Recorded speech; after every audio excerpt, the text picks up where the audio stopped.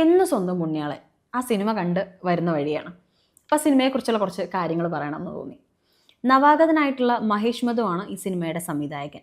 സിനിമയിൽ നമ്മുടെ ബാലു വർഗീസ്, അർജുൻ അശോകൻ, അനശ്വര രാജൻ ഇവരൊക്കെയാണ് ഇതിൽ മുഖ്യ കഥാപാത്രങ്ങളായിട്ട് വരുന്നത്.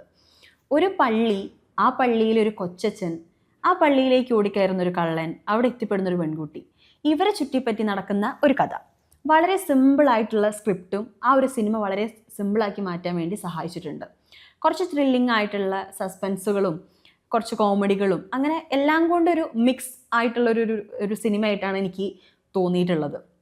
പിന്നെ ഒരു പറയേണ്ട കാര്യം എന്ന് പറയുന്നത്, അനശ്വരയാണെങ്കിലും ബാലു ആണെങ്കിലും അർജുൻ അശോകനാണെങ്കിലും മുൻകാലങ്ങളിൽ അവർ ചെയ്ത റോളുകളിൽ നിന്ന് വളരെ വ്യത്യസ്തമായിട്ടുള്ള റോളുകളാണ് ഈ ഒരു സിനിമയിൽ അവർ ഏറ്റെടുത്തിട്ടുള്ളത്. ഒരു പരിധിവരെ അവരത് സക്സീഡ് ചെയ്യാൻ ശ്രമിച്ചിട്ടുണ്ട്. ആ ഒരു ക്യാരക്ടറിനോട് അവർ നീതി പുലർത്തിയിട്ടുണ്ട്.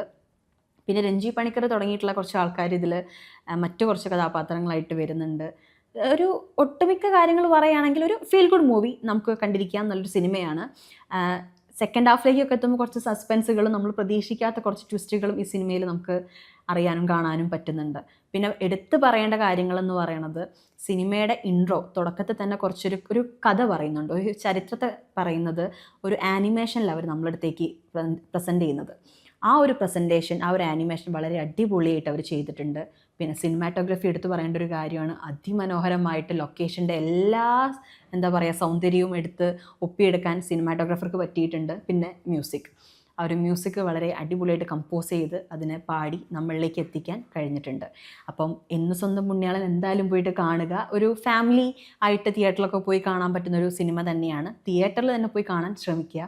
എന്ന് സ്വന്തം പുണ്യാളൻ്റെ എല്ലാ അണിയറ പ്രവർത്തകർക്കും എല്ലാ ആശംസകളും നേരുവാണ്. അപ്പം എല്ലാവരും പോയി കാണുക.